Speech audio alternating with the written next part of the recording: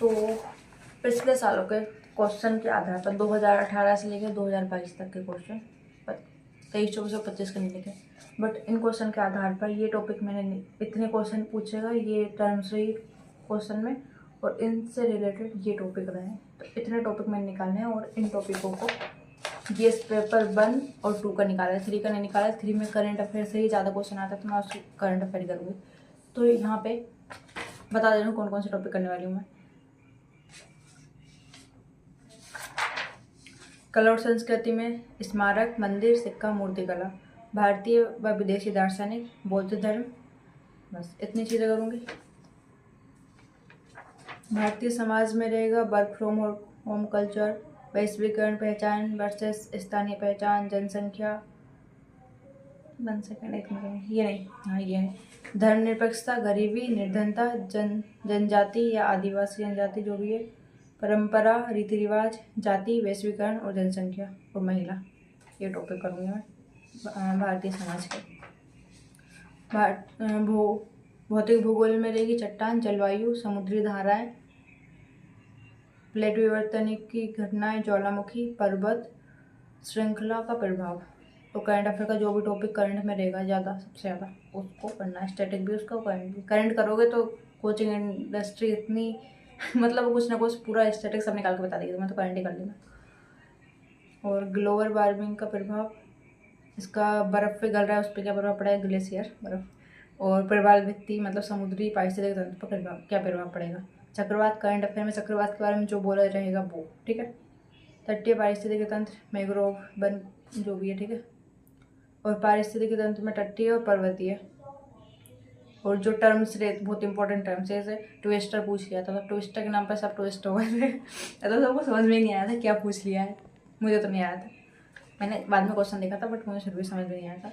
जैसे इन चीज़ों को पता होना चाहिए, ट्विस्टर, मध्य क्षेत्र, जल, प्रतिबल, ये तीनों चीज़ पूछी जा चुकी है। अगर मुझसे ये पूछ ले तो मुझे इसका आंसर नहीं पता। ट्विस्टर का तो अभी पता चल चुका है, लेकिन मध्य क्षेत्र और जल प्रतिबल का जो क्वेश्चन है उसका आंसर मैं नहीं दे सकती जब तक मुझे ये 2 टर्म क्लियर ना हो, उनका मतलब क्या है। तो इस टाइप की जो टर्म्स हैं उनको थोड़ा अच्छे से देख लेना। मैं देख लूँगी, तुम्हें सजेस्ट नहीं कर रही, मैं खुद के लिए, ठीक है, क्योंकि मेरा भी सिलेक्शन नहीं हुआ था, तुम लोग मेरे ऊपर भरोसा मत करना। संसाधन में मैं क्या कर रही हूँ, जल संसाधन मतलब जल, एक तो जल से उत्पन्न होने के लिए विद्युत के लिए, जल ऊर्जा से, और दूसरा जल की कमी सिंचाई में शहरी क्षेत्रों में मतलब पानी की कमी, वो जल संसाधन, पवन ऊर्जा, सौर ऊर्जा। और सौर ऊर्जा के अगर भारत में बहुत सारी पॉसिबिलिटीज़ है कि भारत में सौर ऊर्जा उत्पन्न की जा सकती है, पर समस्या क्या आ रही है इस तरीके से। तो सौर ऊर्जा, खनिज तेल, नदी जोड़ो परियोजना जल के लिए, कोयला, पर्यावरण, कोयला खदानें, पर्यावरण, जलवायु परिवर्तन, फसल, उनका फसल पर प्रभाव, वन संसाधन पर प्रभाव, ये चीज़ें, ठीक है। उसके बाद औद्योगिकरण, औद्योगिक स्थलों में, इसमें शहरीकरण नहीं, लोहा इस्पात, कच्चा माल, कृषि आधारित उद्योग उपक्रम, नीली क्रांति, मत्स्य पालन समस्या रणनीति, या मत्स्य पालन इसमें उस टाइम पे था, नीली क्रांति उस टाइम पे थी, अभी हाल फिलहाल में जैसे दुग्ध क्रांति है, या फिर अभी जो भी करंट में टॉपिक रहा होगा, जैसे झींगा पालन के ऊपर चलता है अभी करंट में, तो इस तरीके के जो भी टॉपिक है वो। औद्योगिक गलियारा, वो करंट अफेयर में 24-30 से रिलेटेड रहेगा। शहरीकरण में जल की समस्या, भूमजल से मतलब भूमजल शहरीकरण में किस तरीके से फायदेमंद है, कुछ भी करके। तो शहरीकरण में जल की समस्या, सार्वजनिक परिवहन से आर्थिक विकास किस तरीके से प्रभावित हो सकता है शहरीकरण में, शहरी बाढ़ बहुत बड़ी समस्या आज के टाइम में, आईटी उद्योग का शहरीकरण पर या अर्थव्यवस्था पर क्या प्रभाव पड़ेगा, टीयर शहर का विकास और मध्यम वर्ग के द्वारा से उपभोक्ता संस्कृति किस तरीके से बढ़ी, ऐसा क्वेश्चन पूछा था। तो टीयर सिटीज़ करना पड़ेगा, टीयर 1 2 3 4 5 6 तक। उसके बाद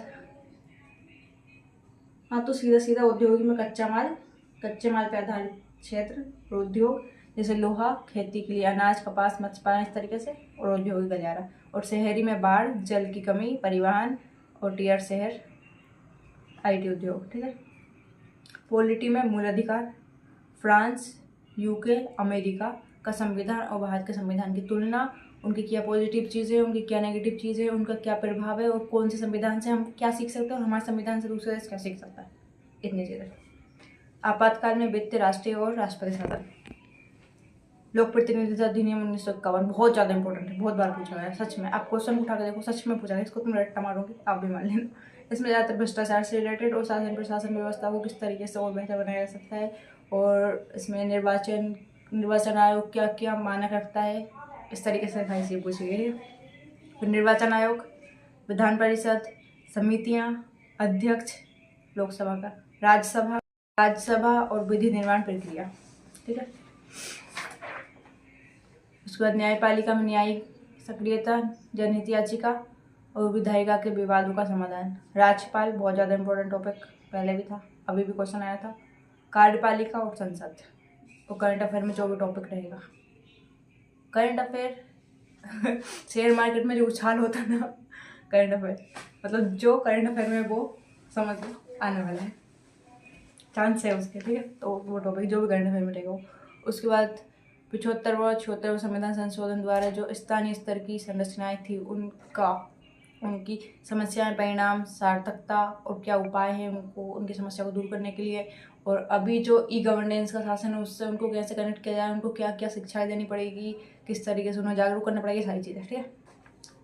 वित्त आयोग रिपोर्ट जो भी अभी रहेगा उसकी, शायद 15वां अभी है या ख़त्म होने वाला है, पता नहीं, 15वां, ठीक है। जो भी वित्त आयोग, केंद्रीयकरण की विशेषता, ठीक है, संघीय प्रणाली की विशेषता पता होनी चाहिए।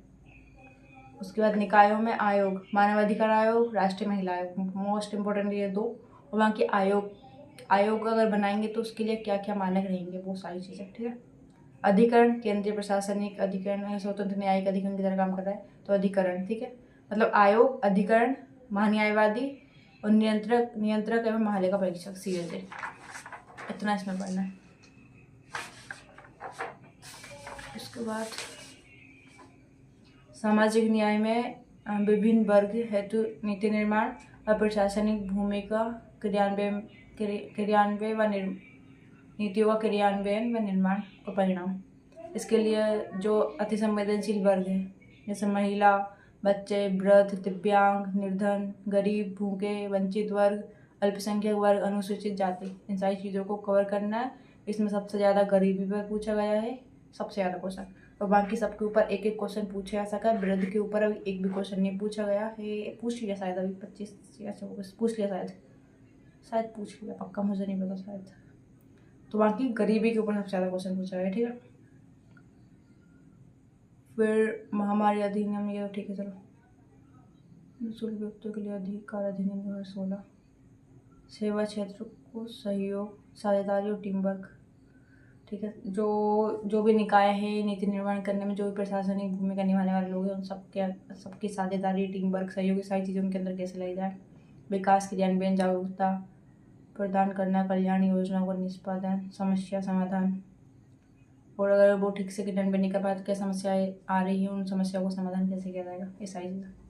इसके बाद शिक्षा और स्वास्थ्य और मानव संसाधन, ये 3 टॉपिक है जिसमें सबसे ज़्यादा शिक्षा के ऊपर क्वेश्चन पूछा गया है, उसके बाद स्वास्थ्य के ऊपर, फिर मानव अधिकार, मतलब अलग अलग तरीके से शिक्षा और स्वास्थ्य को जोड़ के पूछा गया। सबसे ज़्यादा इंपॉर्टेंट शिक्षा, बहुत ज़्यादा क्वेश्चन पूछा गया इसके ऊपर, मतलब कि 1 2 3 4 5 6 बार पूछा गया, और 3 बार स्वास्थ्य, मतलब 2018 से लेकर 2022 तक 6 बार शिक्षा के ऊपर पूछा गया होता है, तो बहुत ज़्यादा इंपॉर्टेंट, सच में बहुत ज़्यादा इंपॉर्टेंट। शासन एवं समूह, इसमें ई गवर्नेंस सबसे ज़्यादा इंपॉर्टेंट है, RTI बहुत इंपॉर्टेंट है, राइट टू इन्फॉर्मेशन, सूचना का अधिकार है ना, वो करंट का जो भी टॉपिक रहेगा वो। नागरिक चार्टर भी पढ़ सकते हो, ई शासन, ई गवर्नेंस, RTI, नागरिक चार्टर, सबसे ज़्यादा इंपॉर्टेंट ई गवर्नेंस, ठीक है।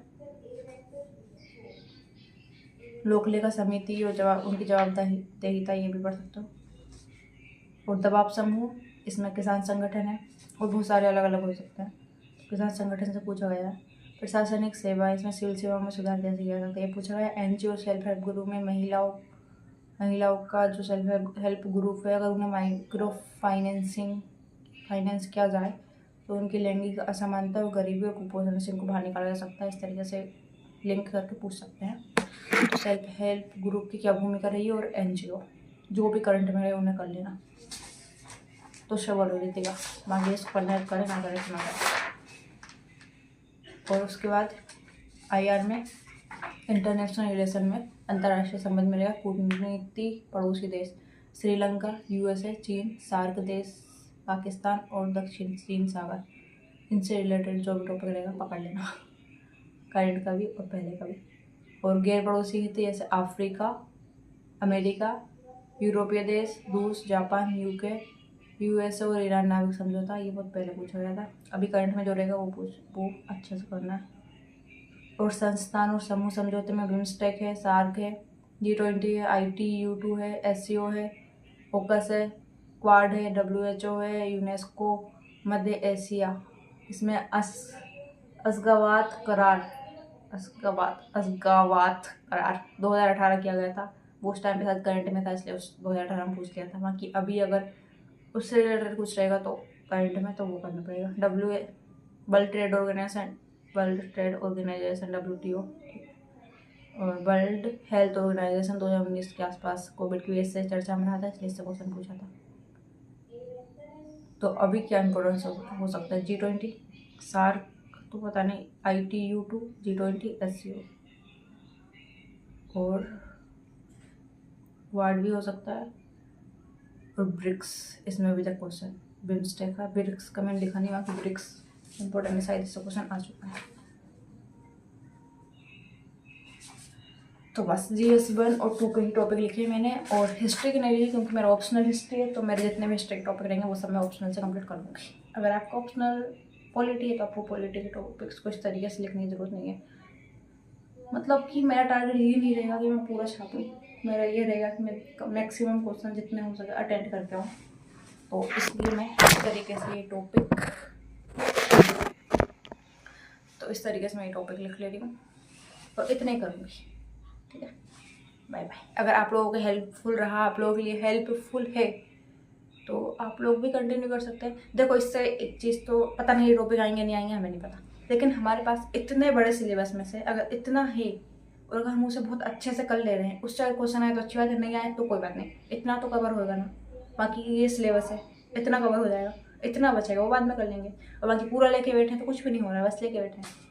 मैं तो ऐसे कर रही हूँ, लेके बैठी, मतलब मैं कितना रिवीजन कर लूँ कुछ भी याद नहीं हो रहा था, लेकिन अब इतना रहेगा तो इतना एकदम फिक्स बहुत अच्छे से याद हो जाएगा, रटा रहेगा, छपा रहेगा दिमाग में। तो फिर इससे रिलेटेड कोई भी क्वेश्चन आएगा या अलग किसी टॉपिक से आएगा तो कुछ ना कुछ मैं छाप दूंगी रिलेट करके। तो इस तरीके से मैं लिखूंगी, अब करूँगी। हाँ, बस बाय बाय, जय हिंद।